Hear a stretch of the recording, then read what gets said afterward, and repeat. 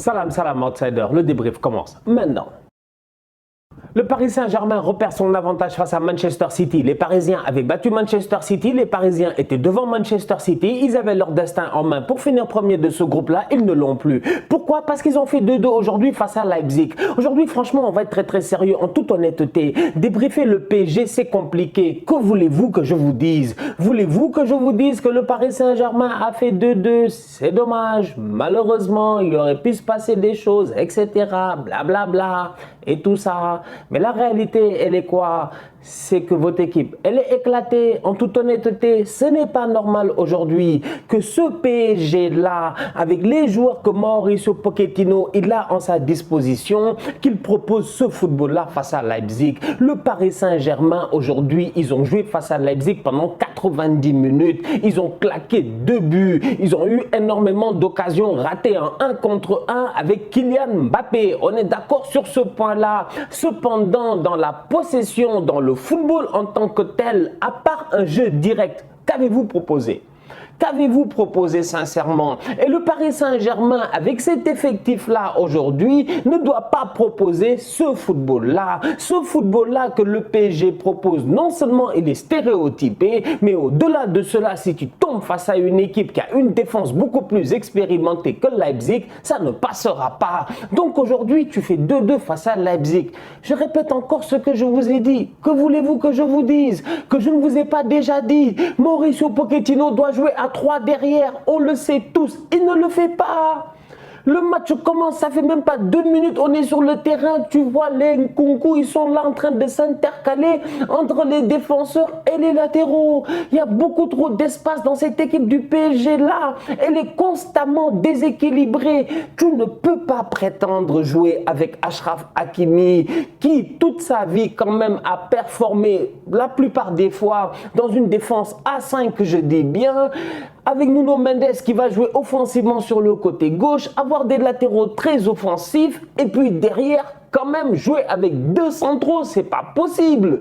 C'est pas possible. Danilo Pereira est sur le terrain. Tu t'attends à ce qu'il soit en défense centrale. Et non, encore une fois, il est au milieu de terrain. De temps en temps, sur certaines phases, il est en défense centrale. Mais tu as l'impression que les gars ne s'entendent pas. Les gars ne s'entendent pas. Ils ne se comprennent pas. En toute honnêteté, j'ai vu un PSG aujourd'hui, mais faible. Faut dire la vérité, faible. Franchement, si l'ambition du PSG, c'est de gagner la Ligue des Champions, il faut qu'on leur juge par rapport à leur ambition. Donc, faut dire la vérité, c'est faible. Si votre ambition, c'était juste de sortir des poules, j'allais dire très bon match. Très bon match. Si l'ambition du PSG était que d'aller en 8e de finale et quoi que ce soit, j'allais dire très bon match de la part des Parisiens. Ils ont été quand même solidaires. Ils ont, voilà, blablabla, on allait essayer de faire semblant. Mais votre ambition, c'est pas ça. Votre ambition, c'est gagner la Ligue des Champions. Et aujourd'hui, tactiquement parlant, sincèrement, on est au 4e match. Tu avais un avantage face à City, tu as eu de la chance, tu as gagné ce match-là. Mais mis à part ça, tu ne proposes rien d'intéressant. Absolument rien d'intéressant. Défensivement, tu es constamment déséquilibré. Tes défenseurs, au-delà, je dis bien, d'être perturbés par le déséquilibre tactique, par les latéraux qui montent, par le fait qu'ils sont 2 seulement, les pauvres, Marquinhos et Kimpembe, au-delà de cela, ils ne sont même pas en confiance. Marquinhos, oui, mais Kimpembe, non. Franchement, Kimpembe, non. Et c'est dommage parce que Kimpembe, aujourd'hui, quand même, dans son football, ce qui fait sa force, c'est quoi? C'est son agressivité. Son agressivité fait sa force. Sur certaines occasions, aujourd'hui, il récupère des ballons, il boule des ballons en touche, il essaie de dégager, il essaie de se débrouiller. C'est brouillon en tant que tel. Mais le Presnel Kimpembe qu'on a vu aujourd'hui en tant que tel, cette agressivité-là qui fait sa force, c'est ce qui a fait son défaut aujourd'hui. Je suis désolé. Il y a penalty. Franchement, c'est pas nécessaire. Il saute sur le dos du gars, il lui met son pied, etc. Marquinhos, aujourd'hui, il est là à colmater à gauche et à droite. Il se débrouille au maximum de ses capacités. Franchement, Marquinhos, je suis convaincu qu'il a hâte de retrouver le Brésil avec la trêve internationale. Ça va lui faire un petit repos mental parce que le pauvre, heureusement qu'il est très intelligent, que son QI football lui permet de constamment bien se positionner. Mais mis à part ça, franchement, on va être très sérieux. Qui est là pour l'aider? Donc le coach n'aide pas sa défense. Il ne joue pas à 3 derrière. Il fait jouer Danilo qui pousse au milieu de terrain. Wijnaldum et Gallagher ne font pas l'effort de couvrir les latéraux. Le PSG attaque à outrance, a un jeu direct. Mbappé rate les 1 contre 1. Vous pensez que vous pouvez perdurer comme ça? En Ligue des Champions en tout cas. En championnat, c'est différent. Mais en Ligue des Champions, en tout cas. C'est la raison pour laquelle j'ai dit au début du débrief, débriefer le PSG, c'est difficile. Parce que les fans du PSG, tu vas parler, ils vont te dire non, mais Neymar. Mais Neymar, il est nul. Mais il est nul. Mais il est nul. Mais franchement, mais c'est-à-dire que... Ah, je suis fatigué. Non, mais franchement... Tu vas dire ça, on va dire non, Neymar, il a fait un grand match. La dernière fois, on nous a fatigués ici. Neymar. J'ai dit Neymar, mais Neymar n'est pas sérieux. Mais franchement, mais aujourd'hui, le nombre de mauvais choix qu'il fait, ouvre sur Di Maria, il fait des longs ballons, on ne lui a pas demandé franchement. Neymar, le manque de lucidité de temps en temps quand même, mais Neymar aujourd'hui, sur certaines phases, franchement, c'est un joueur lambda. À part le nom Neymar, sur certaines phases, c'est un joueur lambda. Tu n'as pas la même intensité pendant 90 minutes d'un joueur comme Neymar. Et au-delà de cela, tu as la frustration qui se rajoute à cela avec le PSG aujourd'hui. Et on l'a vu en fin de match, les gars sont frustrés, ils sont fâchés. Donc du coup, ça fait un cocktail de choses. En fait, je regarde Paris aller et je me dis, on est en novembre. C'est-à-dire que là, en ce moment, on n'est plus en août. On n'est plus en septembre.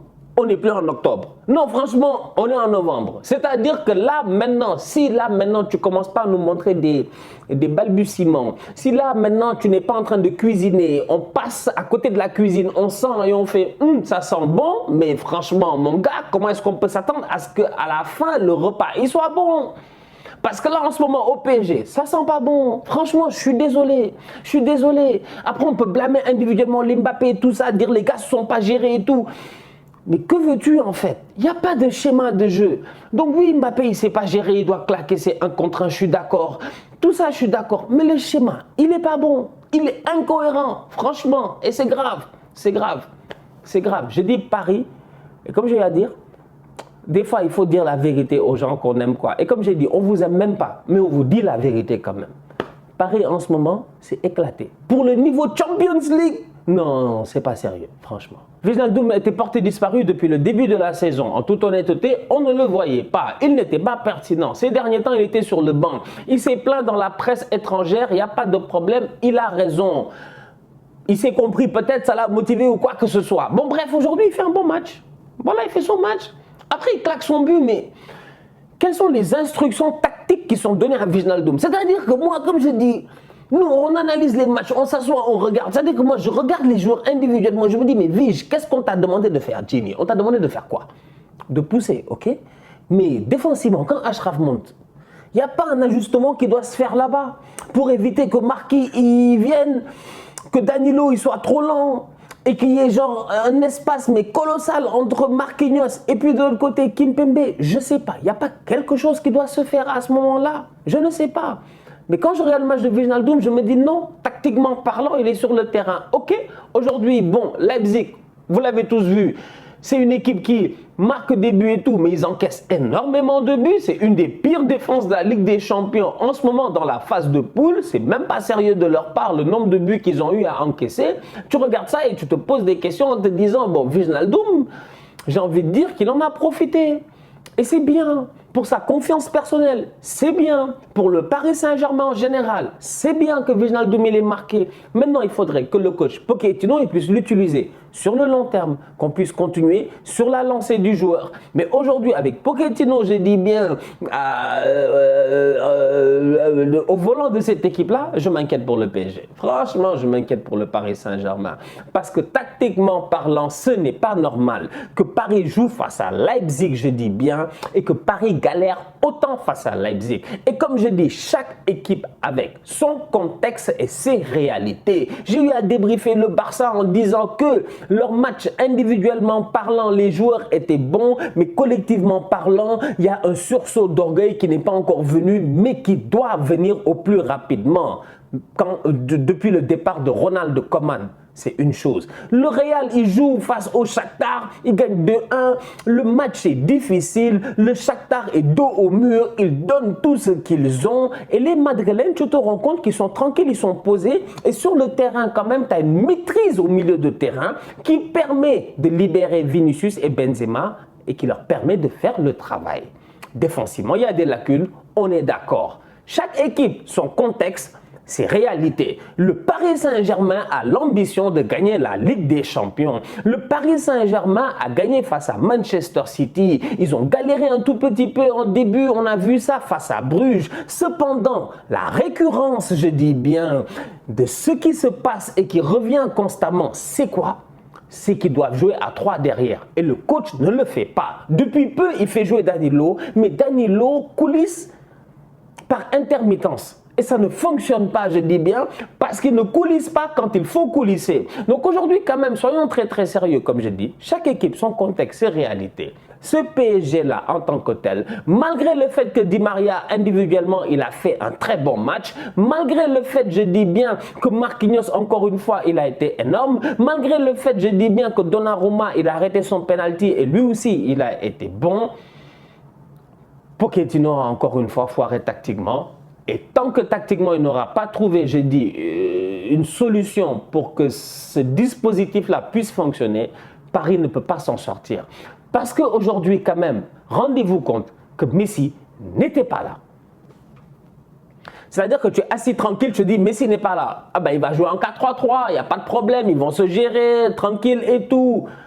Mais ce n'est pas les mêmes latéraux que la saison passée. Là, tu as des Achraf qui poussent, des Nuno Mendes qui poussent. Donc, dans ton 4-3-3, il faut, je dis bien, créer un circuit défensif de protection. Il ne le fait pas. Il n'y a aucun circuit de protection défensif. Et tu te rends compte qu'offensivement, dès qu'ils sont à l'abordage, sur un système de jeu direct, encore une fois, même pas un système de jeu de possession, parce que tu te rends compte aujourd'hui au milieu de terrain, ils n'arrivent même pas à garder le ballon. Donc, ils n'arrivent même pas à garder le ballon. Donc, c'est sur un système de jeu direct. Di Maria sort le ballon, pas, il lance Mbappé, bon, il rate.